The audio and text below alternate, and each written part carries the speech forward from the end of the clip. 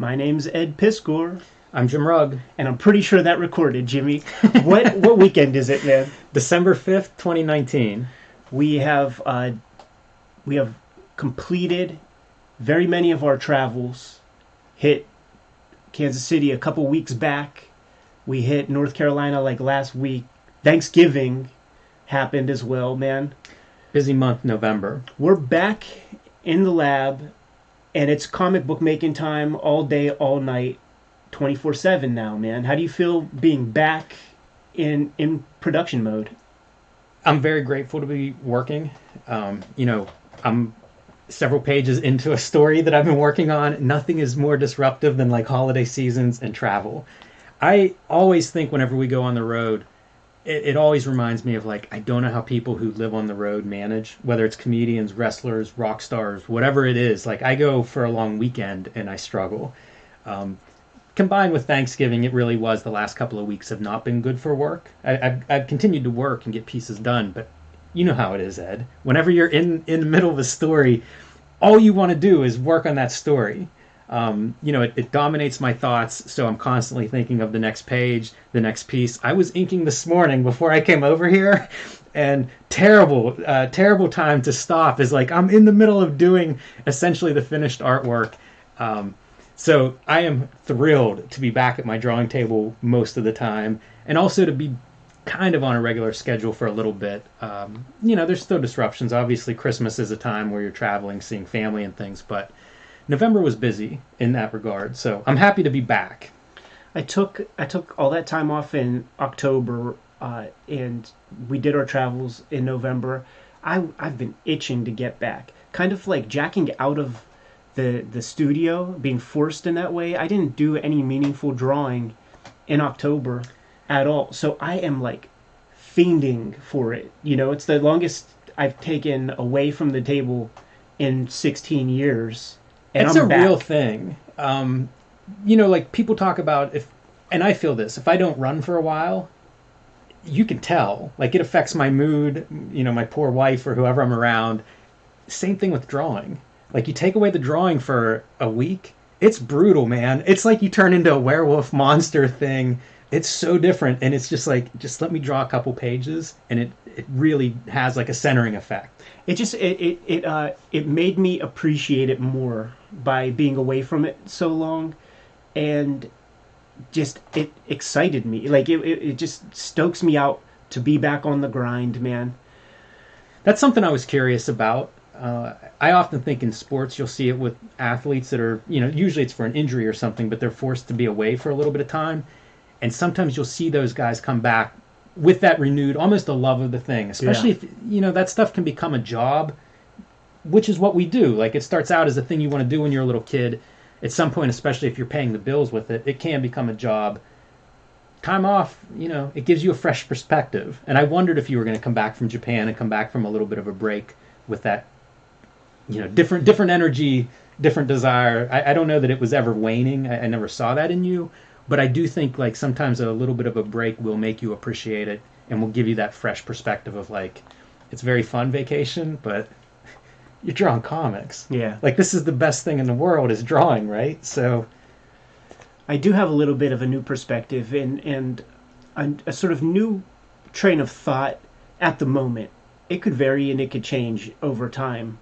But I was thinking about, you said rock stars earlier. These people spend all their time kind of like getting to the place where they get to make that first album, and then they hit. The subsequent records are made on the road in even if they're being catered to and pampered and first class tickets and tour buses with full working bathrooms and stuff. It's not ideal conditions. And now in those conditions with inadequate sleep, running around like a chicken with your head knocked off, having no time to yourself. Now they have to make album number 2. And everybody complains about album number 2, or 3, or 4. Since Hip Hop Family Tree 1 came out, it created a situation where I can be away from home literally as much as as I feel like being. I could be gone every weekend. I get that many offers, and it's not stopped since 2013. And I have taken very many people up on that. My passport is sick. I got a lot of stamps in my passport. Um, and I made all these books on the road, you know. And I'm thinking about say Tom, for instance, who's off the road, and he just completed Fantastic Four Grand Design, and he's working on something. He's working on a blockbuster that nobody knows about right now, and he's at home. Yes. And he's chilling. So I'm thinking, like, why not get back to the old Coke formula of hanging out, pretending like I'm nobody, and just working on my stuff without those distractions. Maybe my travels are done for a while, period, you know, so that I could go keep the eyes on the prize. Going on the road is awesome, meeting people and signing books and stuff. You hit a certain number of books sold. When you travel, you're not selling books, you're signing books. So for cartoonists to make it work for themselves, they'll subsidize it by doing commissions and things. The people who buy my artwork buy at a high premium, and I'm not going to dilute my name by just like doing dashed off things that I'm not proud of. Like the artwork that I make is for my stories essentially. So I'm not going to do that. I'm not going to be a commission guy. So it doesn't make so much sense. It'll make sense if I have a book to promote. But I think I'm off the road for a while, dude. Yeah, I don't know what my next date for travel is. It won't be for a while. There is that one date. I don't love hitting the road, so I'm happy to stay at home and just work. And, you know, it is nice to meet people. I do appreciate that. It's great people come out. I had a really good time in Charlotte and Virginia, but I do want to just draw. Mm-hmm. And those, you know, it's not even just travel. It's even the time leading up to it. Sometimes it's a day or two afterwards. I think we were both complaining a little bit about picking up something on the road. You know, you're not sleeping well, you're not eating well. That's the other thing. I'm getting it is disruptive. Too old. I'm getting too old to be sleeping as little as I do on the road, and I think that's what did it. Like it's like I'm running around like a chicken with my head knocked off. And I definitely compromise my immune system like while on the road, man. And people are getting, it's that time of year. That said, there's like a few, like Heroes Con is dope. You know, I would still do Heroes Con. If you do it, I'll do it. But there is like one or two next year where it's like, well, I'm gonna have to do that one. I would miss it if I did 0 in a year. Yeah. But it is good to kind of, if possible, to make the shows that are big enough that it's like you can see a lot of people. Yeah. Both readers and friends that, you know, you only see at one or two of these shows. All that stuff, you know, I think all those are considerations that go into what you pick and choose. Because, I mean, time is really limited. Yeah. It's hard for me to totally understand that. Like, I don't have kids, you don't have kids, but I feel like time is so limited. It reminds me, and this is more just drawing and making comics in general, but it reminds me of, like, whenever I was doing the podcast, Tell Me Something I Don't Know, we talked to Rob Liefeld, and he talked about a period where I think it was probably late 90s, and he was just not producing a lot of comics. It seemed like comics weren't the thing, you know? And whenever he came back to it, he had like this renewed vigor of like, he had lost that time. And I have a sense of that. We've talked about it. You have so many books in you, yeah. Right? Like realistically, who knows what that number is? You never really know, but it takes a long time to make a book. You can do the math and figure, you know, several books from now, you will be 10 years older, 20 years older. Like there's only so long that this goes on. And I really feel that itch, you know, like I want to be making comics right now. Yeah. So that is a thing I feel weighs against like, well, do you go here? Do you go there? It's cool whenever some store, I love visiting these stores. Like I said, I like meeting readers, but it is a weighing your options thing. You know, a 2-hour signing in Kansas City is not 2 hours. It's a couple of days, you know, so you do have to consider that, but definitely I would miss it if I didn't do it a few times a year. Just kind of pick and choose, I guess. You know, it's some of it is good shows like Heroes, which feels like my home away from home in terms of comics. I absolutely love the trips to Charlotte. And sometimes it's going to some new place that I haven't been before. You know, you get that invitation and it's like, that's a good reason to go to France. Right. That's a good reason to go to, you know, wherever. It could be anywhere. You know, I've had a good time at shows all over the place. So that's part of it too. You know, something pops up and it's like, yeah, I'll go visit Seattle or one of these places. It's kind of a nice place to visit anyway, and you can combine a little bit of business with it, but a few times a year. Yeah, I'm not making a harsh statement like a line in the sand saying that I'm done, but I'm as close to done as you could possibly be with doing road work. With the exception of like when new books come out and then I have to bang that drum and do that work. I look to my comics elders, my comics heroes, and I try to see how they move and shake. Because if I can go anywhere I want, whenever I want, they definitely can. So my guys like a Chris Ware or Dan Clowes, they're on the road when they have a new book. That's exactly it. You do a book tour. You combine that travel in a window. Yeah. Rather than doing a weekend here, a weekend there, you do 2 to 3 weeks of like 15 stops, and you gang it together. It's part of the business for sure. I tend to look at all these different models, right? And comedians are one that I think of a lot. Musicians are probably this way too. They do different venues depending on where they're at professionally. And so I think like from a cartoonist, from our standpoint, it is like different types of travel, different types of appearances. Sometimes it's giving talks and showing your artwork or showing influences on you, things like that. I think of like seeing Art Spiegelman give a talk, and a lot of it was comics history. It was really cool. So you have those opportunities too. Like there's travel that can take on a lot of different styles, from a traditional comic convention to, okay, I'm going to go to a bookstore and read some comics and talk very specifically about, this book that I've done, or perhaps, comics history in the case of, say, visiting a school or doing a lecture like that. So there's that too, it kind of depends where you're at, I think, at the time, what's on your mind. I feel like Outlaw Comics lectures may be in the future. And the channel has just brought about a lot more opportunity to get out and do things as well. And strategically minded, like there might be a white whale that we have the opportunity to be in the room with and get a shoot interview. That's exactly. It's worth it. Yeah, I was going to say that. You've seen these things pop up too. There have been some very interesting different conventions that feature cartoonists and talks and gatherings. So you never know when this stuff is going to pop up and what it will look like. There have been some really interesting comics art shows that have occurred in the last 20 years. So there are a lot of different ways, again, to lure me, at least, out of my room.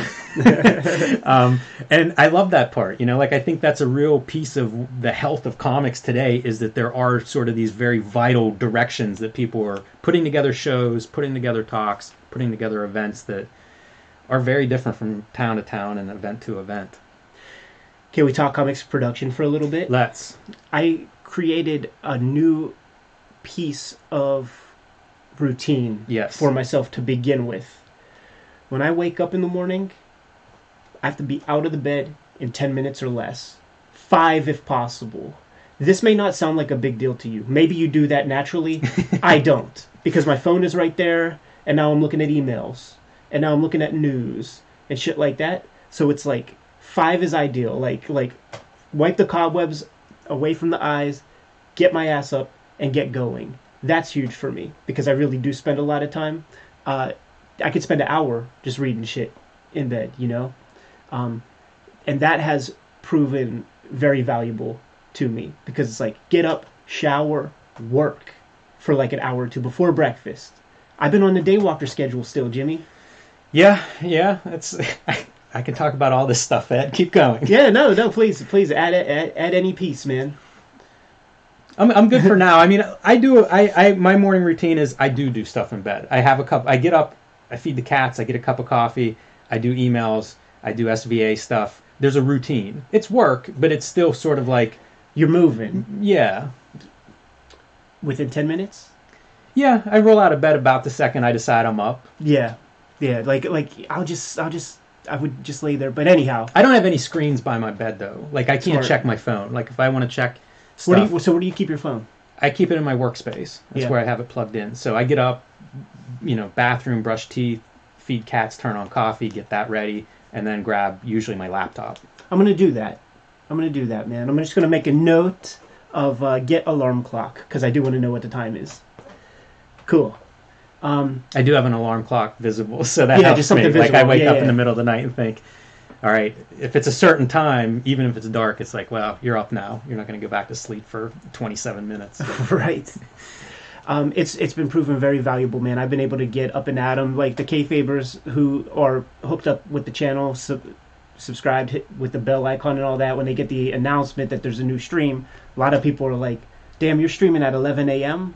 And I'm like, "Yeah," and I've been doing other stuff for like 5 hours already, man. I kind of like it. Totally a morning person. Like typically, I'm up by 6, and probably if I eat lunch at like 1, like half my day, like more than half of my day, certainly the productive part, because I slow down. The afternoon. I probably should incorporate a nap or something. Like there's a lot of productivity systems that suggest that. But I definitely slow down post lunch. I haven't seen any of my friends for about a month, and that's going to be what knocks it off the rails because I can't hang out with my people for like 2 hours or 3 hours. We kick it, and then I look at my watch, and the sun is coming up, and it's like, okay, well, I guess I'm going to be waking up at 2 p.m. Once after I go to sleep. But It's impressive that your friends keep those hours. I don't think they do naturally either because I mean they work regular jobs. You know what I'm saying? Like, man, what's their next day like? You get to come home and sleep till 2 p.m. They got to go punch the clock. it's the weekend, but then they have to like get themselves back That's in that a routine. tough adjustment too. Yeah.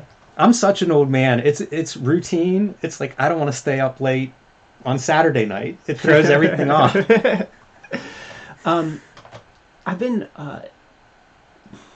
I feel like I've been having some kind of artistic breakthroughs that might not be visible on the page, but spiritually, like inside my head, things are evolving that are going to bear fruit on the comics page over time. I think a little bit of it has to do with the Japan trip and exposing myself to so much manga, so much of a different kind of storytelling, a different format of storytelling. You could look at an American comics page, and you look at a typical manga page. There's fewer panels usually on the manga page. One moment can be doled out over a series of pages, little things like that. This is weaving into my process a little bit, and I'm creating a situation where I'm able to have a little more time to read. I've been reading comics a lot lately since I've been back from Japan. I read 2 tankobon of Fist of the North Star. Oh, that's fun. And 2 chapters of Rusty Brown so far. That and a bunch of little things, just like I'll grab issues off the spinner rack and just whenever I get a free moment, because I'm limiting the internet usage big time. I'm sort of staying away from the phone as much as possible. Even keeping it on silent, just so that every phone call and text doesn't disrupt my flow. Because I've been thinking about limited time, and I'm getting a lot done every day, but it still feels like there's room for improvement, or that I could have like maximized my time a little bit more. I don't know if I'm approaching like a middle age existential thing where it's like time is more limited or something, but maybe. And I do want to maximize time and use it wisely. But doing the comics reading that I've been doing. Can I just pause here for a second? Yeah. How great is that? Because I've gone through stages where, for work, or I don't know exactly why, but I ebb and flow in my comics reading. Sometimes I'm just looking at pictures for long periods of time and not really reading any comics. The times when I get back into reading, because I've been reading lately too. Oh, great. It feels good. I wonder if you see a similarity between, like, you were in Japan not working, and so it's great to get back to the drawing table and drawing. Do you feel a similar thing? Like, have you had that response with the reading part? I exactly have. Like I'm fully in it now, and it's not just comics. Like I read the Malcolm Gladwell book this week, the new one, Talking to Strangers. Mm-hmm. Very good. Could highly recommend that to you. And I think it would be an amazing like breath of fresh air for you. It makes me sort of happy that the general audience, like not the kayfabe audience, but I'm saying the public, doesn't read that much, because I see him being taken to task for some stuff in there, simply because he's willing to have the rational conversation about some stuff that people have very knee-jerk reactions to. You know, it's nothing that we need to get into too deeply here. Like, but I I'm stoked for you to maybe read that book if you're down with his work. Yeah, Like, I will check into that. and then we could just have our own conversation, because it really is a breath of fresh air in this very like reactionary time for a guy to like look at things kind of scientifically, Well, anthropologically, and then the whole format of a book is really different that nowadays, compared to where does discourse happen. It's news bite, it's sound bites on news channels, it's Twitter, obviously. So like the idea that I'm going to put forth this 300-page argument essay, that's a format you don't encounter very often anymore. And obviously that's something that he's, somewhat specialized in. Certainly most of his career has been spent working in that format. So yeah, that sounds good to me. yeah. So just basically, I've been having like an exercise the past few weeks since I've been back from Japan, essentially, of just shaving off useless time and nonsense so that I could just get back to the things that I love and enjoy. And that's making comics and frickin' reading comics and play the occasional video game before bed, because it's wintertime. And when it's near Christmas, for some reason, it's always been this way. I gotta play a little bit of like Super Mario 3 or something. It's deep, so That's I make sure kind of cool. I make sure to get a little of that in there in the December month. That has to go back to like I assume you would get games, for Christmas. That's I'm a sure it cool. does, That's yeah. pretty neat. It sounds mindful what you're describing. Getting back to the stuff that you enjoy, getting back to reading some. That all makes total sense to me. It's been a crazy period, like since hip hop came out, and there's just been so much other opportunity that having that month away provided a chance to stop and smell the roses and reflect upon like what's going on here, like what are you up to, and you can just like replot the course and cut out the nonsense. Yes, I agree totally. And I would even add, it's good to do regularly. Like you change, your routines change, you Yeah. change. This applies to everything from sleep to diet, but certainly what you're consuming. So it makes total sense to me. And it's, again, when I talk about like going through those phases of I'm not reading comics, but I am looking at, 20 comics a day, it's the same deal. Like you almost have to like just take stock, especially whenever you're feeling off. Right. Like reassess this stuff, make changes, because it's very exciting. Like finishing X-Men was a part of a plan that I had that took a little longer to complete than originally intended. So the thought when putting Hip Hop 1 together and the subsequent volumes was what I called at the time, I called it the Beastie Boys philosophy, man. I'm gonna make my commercial hits, and then that's gonna subsidize whatever weird ideas I feel like making for some time. And Hip Hop 1 comes out to volume 4. And I'm like, okay, cool, that's cool. Like this is creating like a little machine that's generating autonomous income. The X-Men thing happened, and I'm like, well, that can't be bad. And it wasn't. Same deal. So now I have I have like 8 profitable books that are generating money. So now I have the chance that any creator wishes they could have. Like you could think of like a Kirby or anybody. Like I have the chance to sit down and thoughtfully like just make whatever I want. And that was the plan, create these things to create the situation so that I could just hang out, pay the bills, and make whatever I want. And I'm there now. So it's like, enjoy it, because I've been investing the time to get to this exact point, this moment that we're at right now, and that's what it's about, man. So the phone goes away, the internet nonsense goes away.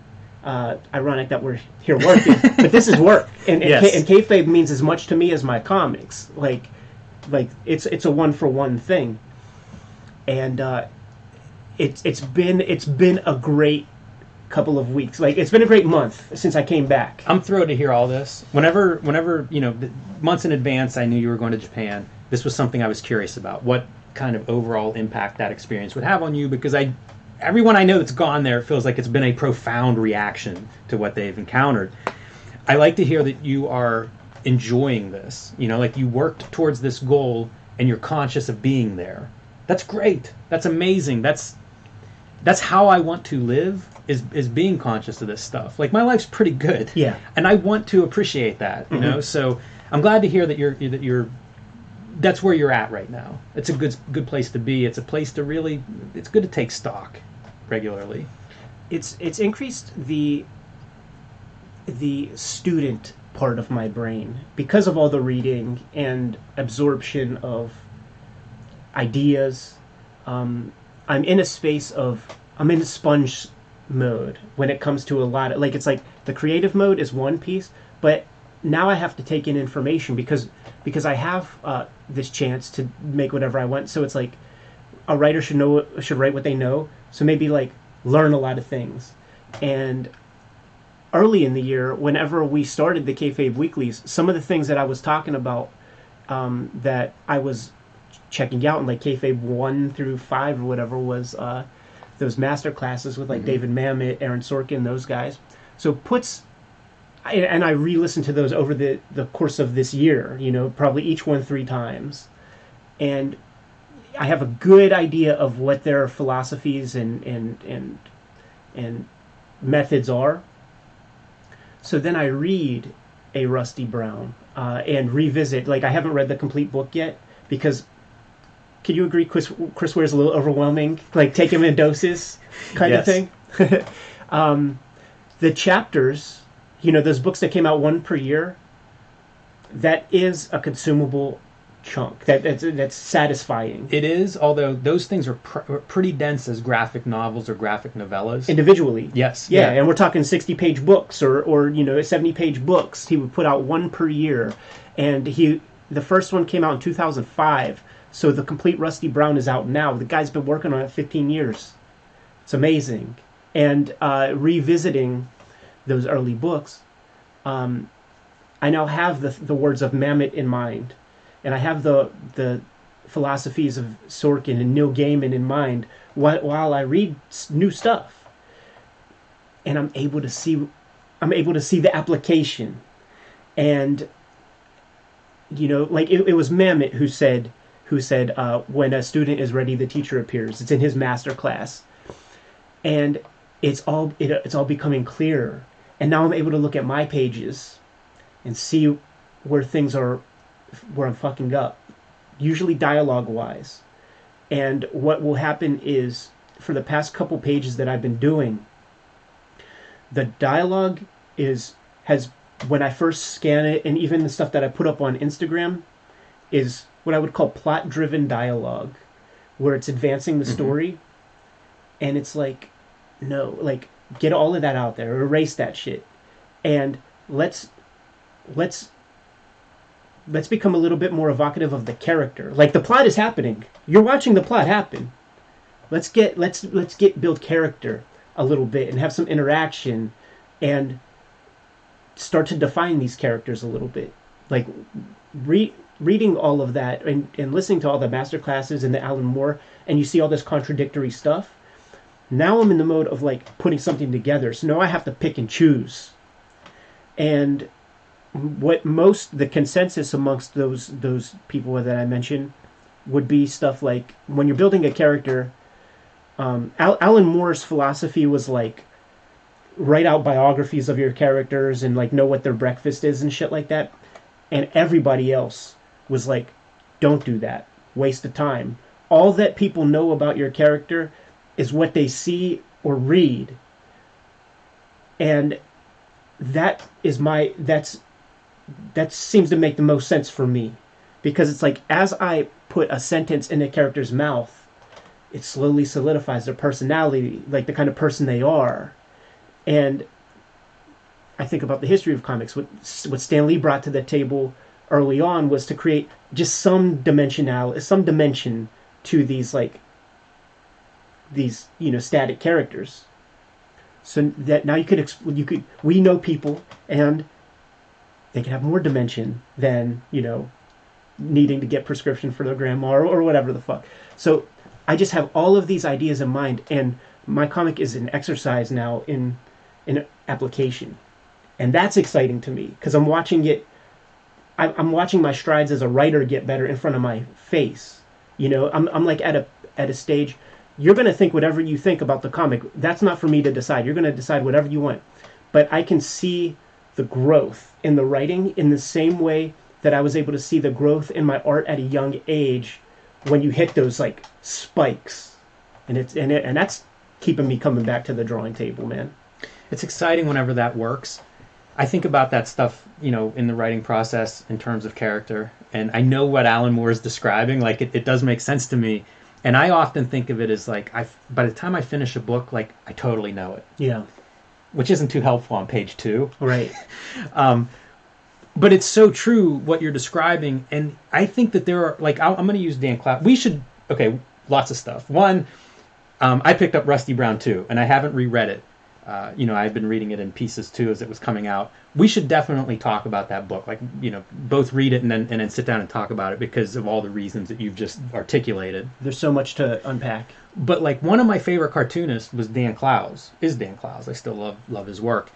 And it's interesting to see, he has told so many stories and has so many graphic novels that you can kind of see different approaches. And he talks about it in interviews that his writing process would change drastically from story to story. And I think that what you're describing in terms of your characters being revealed in their dialogue, that's a type of storytelling, right? Mm-hmm. It might be something, you might see it in a play or something, like different media, different formats going to emphasize these qualities at different levels. I just watched Trapped, which is it's set in Iceland, it's subtitled, it's a kind of a murder mystery. It's like a 10-part piece that was on Amazon Prime. And I've had to try to take it apart with what you're describing in mind. What did I like about this? Because there are some parts that are, it's a crime story. There's nothing really particularly new or exciting or refreshing about it. But I was responding to the story. So then I start to think is it dialogue? Is it characters? What are these pieces? And whenever I'm building these characters in my own stories, it's the same deal. Trying to figure out how do you represent that character's personality, whether through dialogue or action or what you're showing in the panels or whatever. And I feel like these are things that come up over time. I was not thinking about this 20 years ago. Right. And in Dan Clowes' stuff, one of the things that I found really interesting around Ghost World is that he shifts away from the captioned narration, which is in a lot of his work up to that point, especially the bigger pieces. And with Ghost World, it's all dialogue. Mm-hmm. And it's such a dramatic shift. And it shifts away from first person, which a lot of that previous work was. And I can remember rereading Ghost World at some point. I was talking about it on a podcast and rereading it 10 years after the initial reading and realizing that's amazing from a writer's standpoint to make that shift. Because when you have a first person narrator, you can do a lot in that. You can do a lot of storytelling there. Yeah. All these things have their sort of dynamic with the art. When you talk about Stan Lee in that early art, I think about Ditko Spider-Man. Right. To me, that's some of Stan Lee's best work. But that was a real conflict with an artist who was sort of had his own ideas about the characters, and then the writer has his ideas. And so you would really find that kind of, exciting dynamic between your dialogue and your art, where it was you could see a character struggling. And I think that's part of the appeal for a character like Peter Parker in those early Spider-Man stories. So it's vast what you're describing. I'm excited by it. I think it's awesome. I think it'll be fun to continue talking about, especially as we're sharing work that we're making and we can kind of point to very specific pieces and say, this is an example of that. Or this is a place where this character, I really got to know this character in this scene. It's exciting, I think, as an audience member. I think it's exciting as the creator behind it. It's keeping, where I'm at right now is really forcing myself to keep in mind the idea of show don't tell, and that seems trivial, it's cliche, but everybody doesn't abide by that, and I can point to almost every comic and they don't abide by that exactly, and I certainly haven't in the past, but it's on my mind now. Conscious incompetence. I now know what I didn't know before. And it's very exciting, because now it's that's what I meant about application. Because now it's okay, time to rearrange the thinking a little bit and get busy. I always remember I saw Chip Kidd at the Warhol several years ago, and early on he was doing a talk, and he showed an apple, a picture of an apple, and then he clicked the slide, and he showed the word apple, and he's like, this or this. And then the third slide was the picture with the word under it, never this. Right. And that always stood out to me as being that's a really clear example of that. But, it's not as simple either as saying that. Because you can do tricks where it's I'm showing you something and I'm telling you something else. Exactly. There's unreliable narrator, especially for a thing where it's a crime story or it's something that's subjective and you want the person invested reading it and trying to figure out what's going on. You may be really playing with the show and tell and don't and do and that's another part that's on the mind. It's like, how, like, do I have to reveal this card at this moment? It'll eventually be revealed. One of the major requirements for me to keep this going is really to not look at people's responses to a lot of things, because it gives me skewed data. I know where the thing is going, so when somebody sees the video and they're like, I don't understand the point of that fat guy, I do, yeah, and I promise you will, but I just can't look at you right now because I can't have it in my mind to go back and try to like sell him.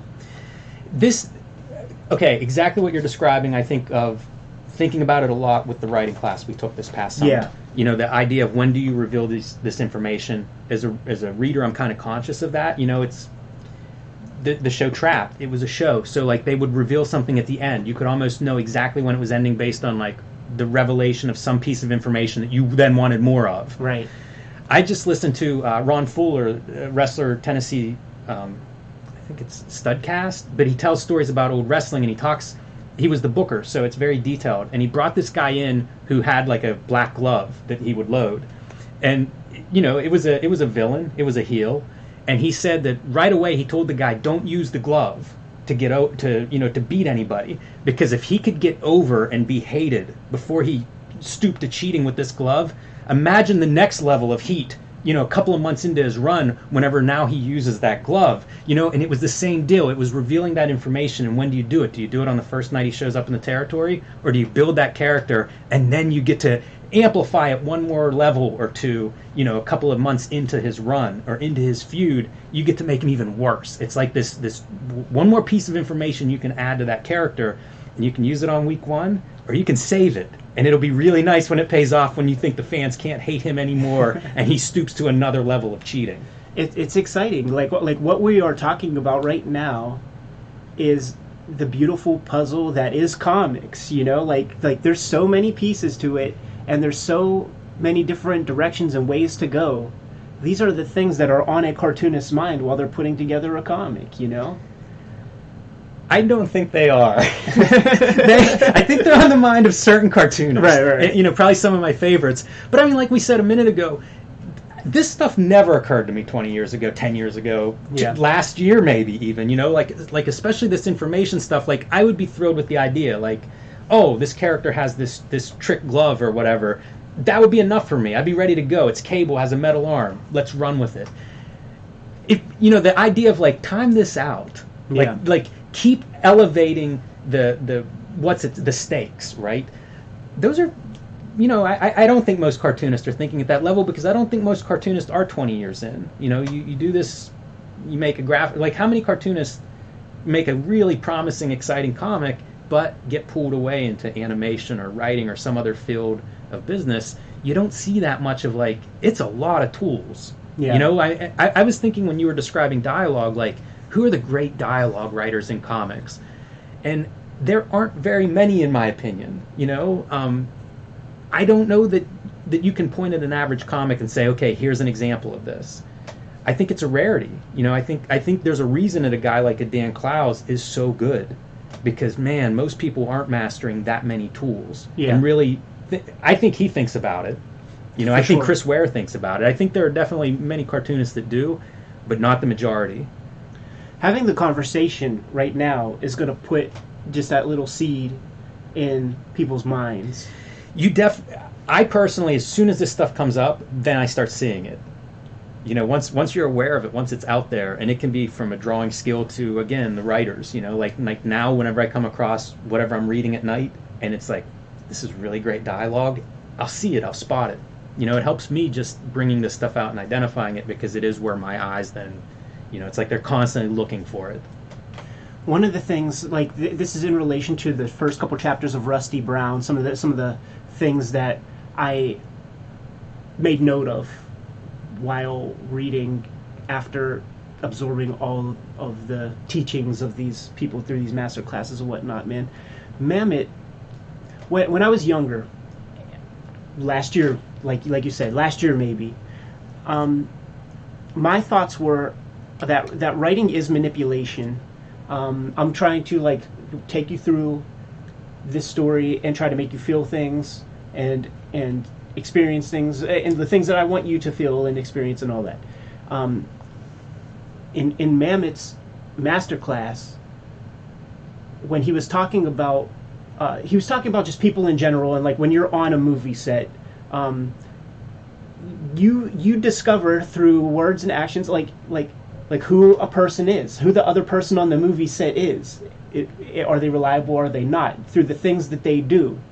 And if somebody came up to you and said, "I'm so and so, and I'm a good guy because I saved a cat like on the street," you would immediately assume that they were trying to betray your your default to truth, as you'll read about in the Malcolm Gladwell book. They're manipulating you. So like that's a lot of the writing of comics is abuse of adverb to describe what the writer wants you to feel about this thing. But then when you read, like, Chris Ware is a good class in giving you the perfect scene so that you feel what he wants you to feel about this character. It's a lesson. That's his default. That's his default. But he arranges these images and the sequence in a way that feels real, that takes you to that place, and it's incredible. Like when you really pull back the curtain and study all the little pieces involved, it's really awesome, and it's very smart. I don't want to make you sad all the time, so like I'm gonna think of doing what he's doing in my own application to make you go, fuck. Yeah. Like, what? Like that. That's what I want. So I have seen the tools to make that possible. Now it's about refinement of said tools. The manipulation thing is great. There's an interview with Ken Burns from several years ago where he talks about, as a filmmaker, he's lying at 24 frames per second. And I always think of it as like storytelling, right? Because I don't think it applies just to comics or anything, but you think of storytelling is another, when you're a kid, it's another word for lying, is storytelling. So all of storytelling is based on that manipulation, and it may be with the best of intentions, like I want to give you this information or I want you to remember this story, but it's still manipulation. You're arranging words, images, whatever you're working with in a way to create an effect, to have a desired impact. It's coding information is storytelling, in my mind. Right. And the manipulation part, I mean, storytelling is lying. It is. But there's lying and there's lying. So it's like, if my Stan Lee caption box is talking about the sadness of this and that, now I'm like mashing you on the head with that. But if a Chris Ware shows a bunch of dudes spitting in a little boy's gloves, pushing him in the face, and then the little boy is then like yelled at by the teacher, why are you in the hallway? And he has to go down and like wash out his gloves. That's a different kind of manipulation. You know what? It's smarter. And I think it's more effective because it's almost the difference of, the Kayfabers in the chat are revealing that whenever I have been inking, I've been listening to Hitchcock Truffaut, The Conversation, and there's the famous bomb under the table thing. If people are talking at a table and they explode, it's like 1 second of impact. But if you show the bomb, then you show the people sitting at the table talking about frivolous things, and you keep going back to the bomb, the reader, in this case, will be given a piece of information that the characters don't get. It increases the suspense. That's the difference. That's what we're talking about here. It's like Stan Lee will give you this 1 second of like, okay, I will be sad for him now. And Chris Ware will build that moment. That's sort of like, that's the deconstruct. That's what I've been like looking at and paying attention to, like while reading that thing. different piece, man, when it comes to Fist of the North Star, because what I've been taking from that. Man, I love a mashup of Rusty Brown and Fist of the North Star. What is cartoonist kayfabe if not that? It's great. It's great. What a spectrum. Yeah. The stuff that I'm pulling from that is get it done. Like, get the shit done. Maybe try to get it done in as few panels as possible. What are you trying to achieve with this page? And fucking get there quick. Don't agonize. Maybe even in the first Kayfabe weeklies, we were talking some philosophical stuff about how we put together our pages, and I'm talking about doing 5 roughs. No more. Not on this. This project doesn't need it. It needs energy and it needs bombast, and we need to get in and out, and we have to get there, and there has to be room for some money shots, man. I need to inspire awe, and I need a nice panel size to do that, you know? So that's what I'm getting from the manga is fucking get in, get out. Like, if you have this moment, don't tease it out, and don't try to be extra clever. Just get to it, man, because the clever thing, the cool thing is the whole piece in total. And it's like, I'm working on a 3-panel page now. To me, that was the biggest luxury of my past decade, would be to have a panel with a page with only 3 panels. But this one, it's like, it's the perfect amount for this piece of the story. Yeah, I can't imagine the panel count being something. I don't know, it's weird. It's been a while since I've been hung up on, like, it's got to be 6 panels on a page. I understand for storytelling reason, you know, like certainly I'm affected by page counts. Like, whenever I was doing Plain Janes, it's like, you have this many pages. Like, we had a story, and it's like, they've got to fit. So, you know, and Street Angel to some extent, too, although I had some leeway in page counts. But it's been a while since I've been of the mindset of, like, well, 3 panels a page, are you ripping somebody off? But, you know, you talk about having a money shot. Of course, we've talked a lot about Image Comics, you know, being a big influence on us as kids. Whenever I got into, like, alternative comics, it was rejecting a lot of the Image Comics storytelling, which were like big splash pages, money shot pages, having an anchor on each page, you know, all of these things that I'd heard those guys talk about or read interviews with them. And I just pushed that all the way out. Like, I just want to tell stories. I'm not trying to do pinups and splashes and all this stuff. And I've come back to those, you know, especially for, like, Street Angel was a superhero comic. You want spectacle. That's part of the superhero experience for me. And so it was almost like, okay, unlearn that part. Bring in a money shot. Bring in something really dynamic and awesome and pin-up-like that somebody's going to respond to. I don't know, man. It's like, I think of it all as like, these are storytelling tools that you can use. Yeah. So depending on what emotion you're going for, what impact you want on your reader, they're all fair game. Sure. You know, you can have that big money shot that's awesome. You know, it's a story that's part of it. The aesthetics, the spectacle is part of it and part of the experience. But you don't have to either. You know, like, you can go in that other direction. It can be historical, it can be dramatic, it can be whatever works, and then use that tool accordingly. And you don't use all the tools on one story or one page, but pretty free to pick and choose. And I think that's something that's changed in our time, is making comics. It was the language was very codified for genre. Yeah. And say up into the 90s even. It's our generation. Like our generation is the one, like, the cartoonist kayfabe mantra, man. We're down with Bob Crumb. We're down with Bob Liefeld.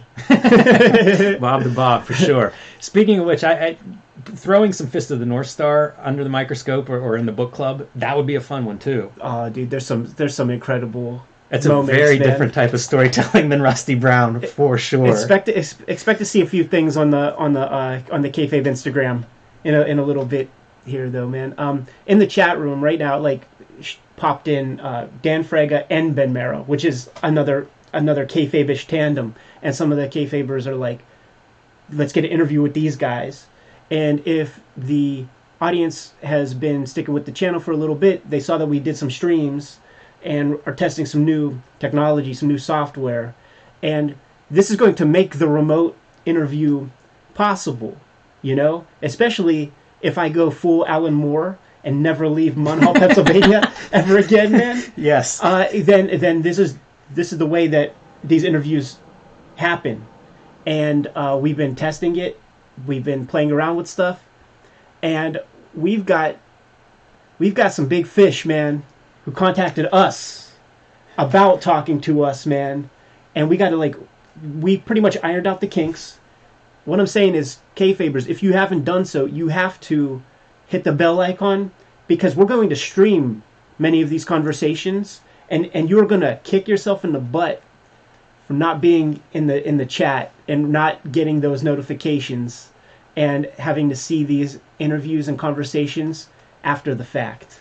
Yeah, I'm very excited by that opportunity.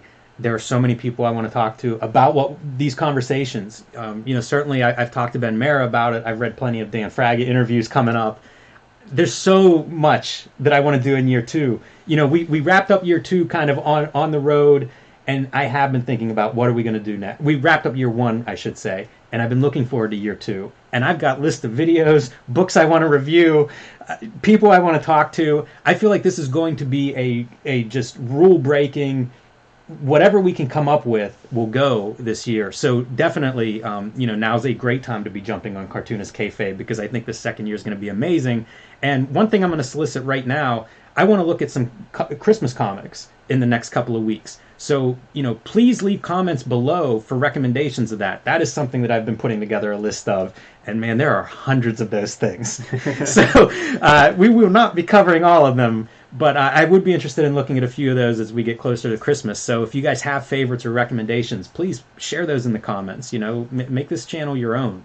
You said the C word, man, Christmas. So what kind of stuff do you have out that's kind of newish this year that people can get for Christmas, man? Obviously, Street Angel, Deadliest Girl Alive. It's the collection from Image Comics, so you can get it anywhere you get comics. Bookstores, comic book stores, online, libraries, anywhere. Pick that up for sure. That's probably my most proud collection of comics, certainly up to this point. Everything I know how to do in comics is in that book. So pick that one up. And I was thinking about doing, there's a Street Angel Christmas story in there. I thought maybe we'd go through some original art for an episode to do a little Christmas tie-in. But Street Angel, Deadliest Girl Alive, and if you've already got that, the other thing is The Plain Janes. It comes out the first week in January. Again, available anywhere you get books, bookstores, comic book shops, online. So that's the other thing to add to the list, is The Plain Janes. So January is going to be a kayfabe month, man, because you're bringing in the new year with the Janes collection with new material.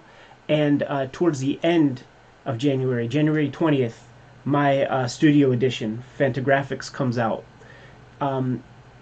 We were talking about how can we make something happen for this year, have something to put under the Christmas tree kind of thing, regarding that, because it was supposed to be out in October, but it was an issue at the printer that created this delay. And if you don't remember how the Star Wars toys, when they were first announced, the production was stalled and the toys were not available for Christmas. So what all the boys got that year was a little coupon that was put under the tree with the promise, an IOU, that you will be getting Star Wars figures, So we were talking about what the heck can we do to just make it possible to give somebody the gift of the book now. And what we came up with, Fantagraphics is doing this thing, and I might even make a video Wednesday, I think it's the 11th, when this opportunity is going to be available. But there's the book that's $150. There's the signed one with the limited print that goes for $200. But on the 11th of December, in order to make it possible to get something before Christmas, we are going to create a thing on Fantagraphics' website where this here is the print that will, it's not in the book, this page is not printed in the book, but this would be given with the signed thing. Signature in the bottom, signed and numbered, there's only 100 of them. And let me describe the print real quick. Yeah. Because you handed it to me, and I thought it was an original page. Right. They did a great job on this. Yeah. The production is amazing. It feels like an original piece. I have a couple of original pages over the years. This feels like an original piece of comic book art, which is really cool. So kudos to them. That's a nice artifact. Fantagraphics, they give a fuck. They really do. They care about the production of making beautiful things. Gary might want to update their slogan. Yeah, man. So what happens December 11th? You go to the Fantagraphics site. You order the book, the special signed one. You get it for $160, just $10 more than the regular book.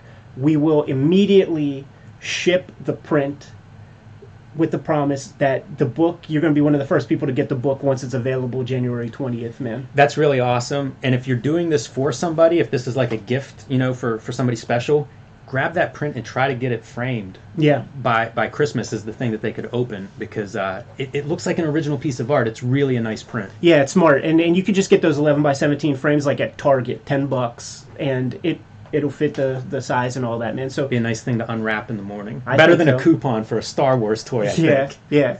I was laughing whenever you said that, because I remember that story now. Yeah. But man, that would be disappointing. Your little IOU. So I was thinking, like, next year, I always joke about, my comics are like designer goods. Gucci, Louis, designer goods, man. They have a little premium, they're bigger books, all that kind of thing, man. It's kind of true next year, dude, because I have this $150 book coming out, and there wasn't an official announcement made, but people have been hitting me up constantly because they see it on Amazon. The collection for X-Men Grand Design, the complete total collection, same size of the standard books that I do, with every volume in one hardcover, $100 book. Oh man, that's sweet. So I have a $150 book, $100 book. You know what this means? I got to get Red Room done so I could get you guys something manageable. Entry level pricing. Yeah, it's going to be a crazy year, man. With a couple boutique items. So, we're talking Christmas, Ed. I've got something that I got for you. Can this be shown on a live stream, man? That little plastic bag? What's in there? I don't know how well this will show up, but what this is a Meru pen nib tip. Oh, cool, man. I've been talking about these and comparing them to Hunt 102s. You use a Hunt 102 more than anyone I know. So I got myself several of these as well as Hunt 102s. I've been inking with them a lot more. I'll try to position this so you can see it, anybody at home. But it is very similar to a Hunt 102. Because of your experience with it, I'm interested in you trying this and report back. Tell me how it compares to your Hunt 102 experience. Hopefully that's a good tip. These pen nibs, they are very cheaply produced. It's just bent metal, so they're not always, they don't always work.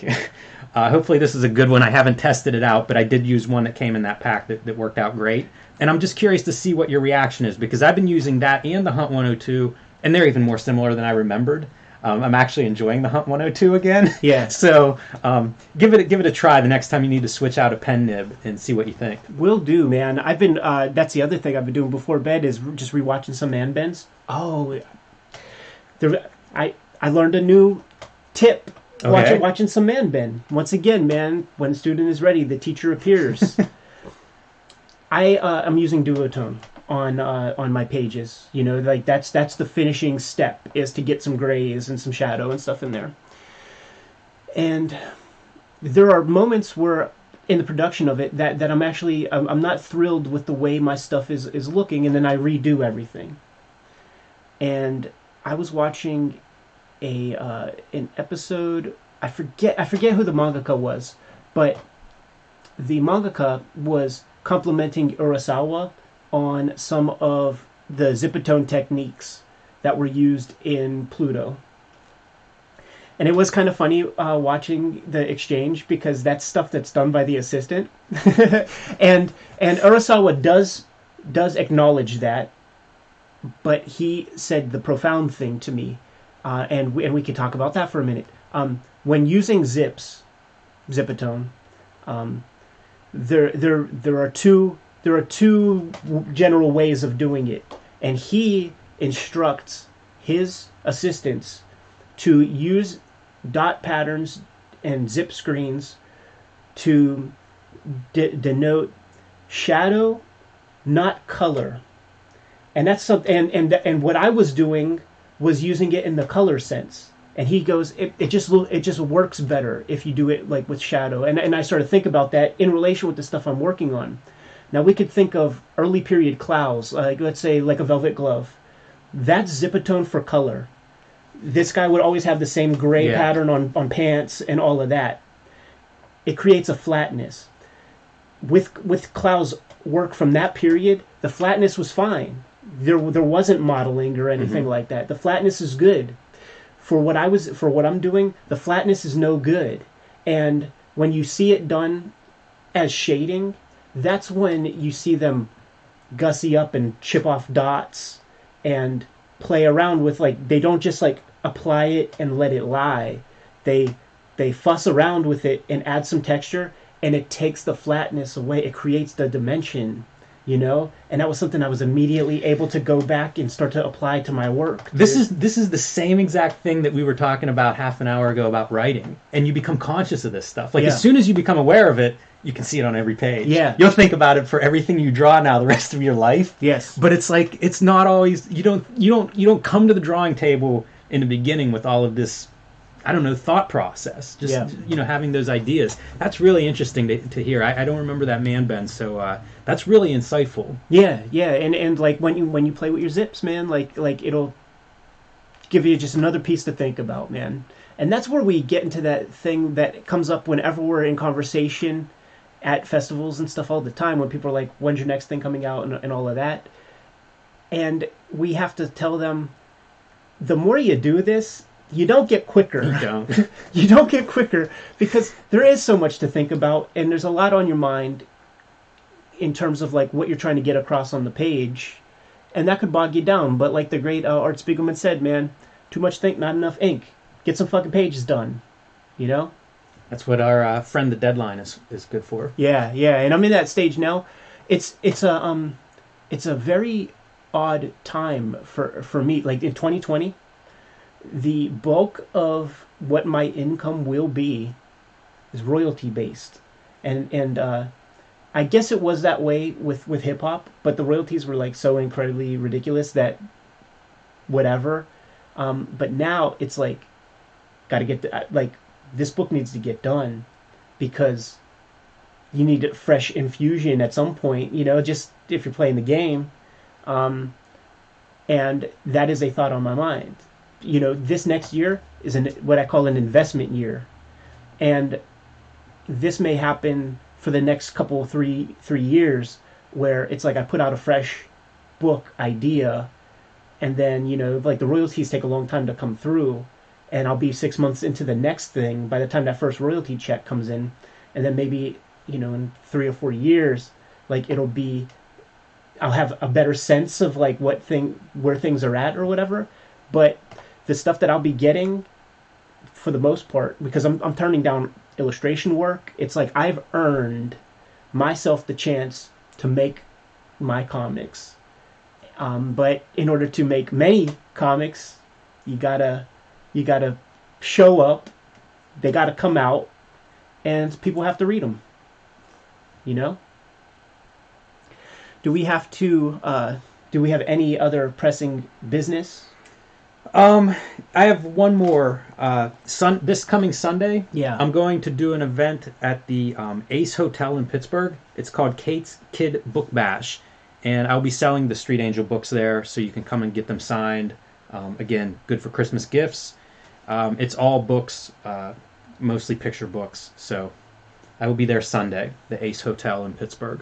Super cool, man. Without further ado, I'm ready to bounce. We got one more video to make. Can we tease them at all about it? Because I'm excited for it. We should flat out let them know. I mean, we let them know on the Instagram, but I'm going to do what I can to get it out on Sunday. Okay. So because we need something real good to come out. Oh, also one thing to say before we wrap up. We posted a Tom DeHaven interview that I'm super excited about, because I'm a big Tom DeHaven fan. He's a novelist, lots of ties to comics, worked for Raw, wrote some stuff for DC Comics, wrote for many essays related to comics and comic art and Nemo, wrote the Derby Dugan trilogy, which is how I came to be a fan of his. Absolutely spectacular. We did an interview, we had some audio problems, we posted it, we knew the audio problems existed, we got some help from a couple of people. So first of all, thanks to John M. Amatangelo, sorry about mispronouncing that, and Nicholas Domino for helping us with the audio. So we took down the original interview, posted a better audio version. Tom DeHaven's amazing. Like I've gone through that interview several times in efforts to try to figure out audio and work on it. So I've heard that probably more than any other piece we've done for Kayfabe. Yeah. All I want to do is go interview him some more. Right. It's really great. It covers a wide spectrum in a short amount of time. It's just an hour-long interview with a guy who's been writing for 40 years. Just want to let everybody know that there is a better version now available. If you gave that a listen and you stopped because the audio wasn't up to par, give it another shot, because Tom DeHaven's amazing, and very happy that we got to talk to him. Yeah, and this stuff happens, man. Like sometimes we'll have these audio snafus. We're cartoonists, man. We just sat here for an hour talking to comic philosophy. This video thing's a new thing, and some of the other videos we have ready to go or in the can in terms of editing.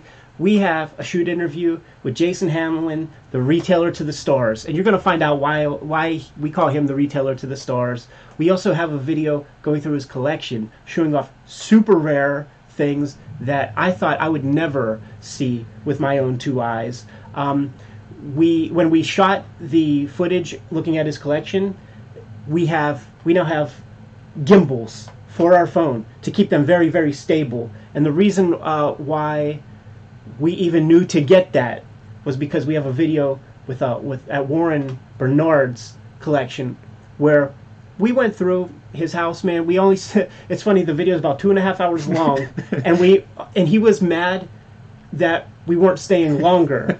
He was like, "Yes, rush hour is going to be coming in about a half hour, so why don't you just stay through it?"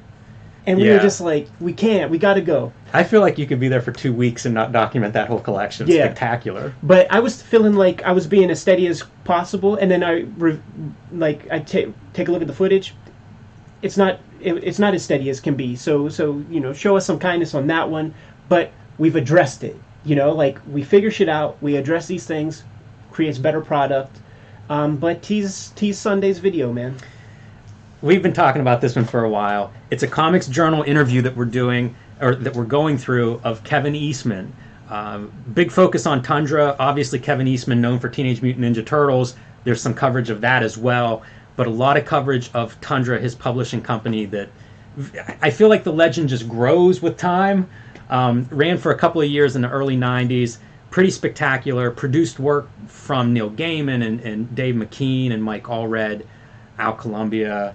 The list goes on. Alan Moore. The list goes on and on. It's an incredible story, and the interview from the Comics Journal happened in the late 90s, so he's a few years removed from it, and very candid. And Gary Groth is the interviewer. It's a special interview. It may be the most entertaining interview I've read in the Comics Journal. I finished my notes for it yesterday and did everything I could to keep from calling you, Ed, because I was so excited and wanted to talk about it then. Right. So I can't wait to dig into it. I think everybody's going to enjoy it. It is an incredibly entertaining piece of comics history. We have danced around Tundra as we've gone through those early wizards, and this is going to be sort of like the big, let's really get into it. Yeah, and we've yet to record this. Yes. We're going to do that right now. We are. You can see my energy level ramping up just thinking about it. So you guys know exactly what you got to do. We have big stuff coming up later this month and beyond. Ben Mera, if you're still in the room, let's chat. Let's get you on this fucking thing already, man, so we can talk comics in a real way. Hit the bell icon and subscribe to us. I'm ready to get the hell out of here if you want to give them the marching orders, dude. You guys know what to do. Read more comics.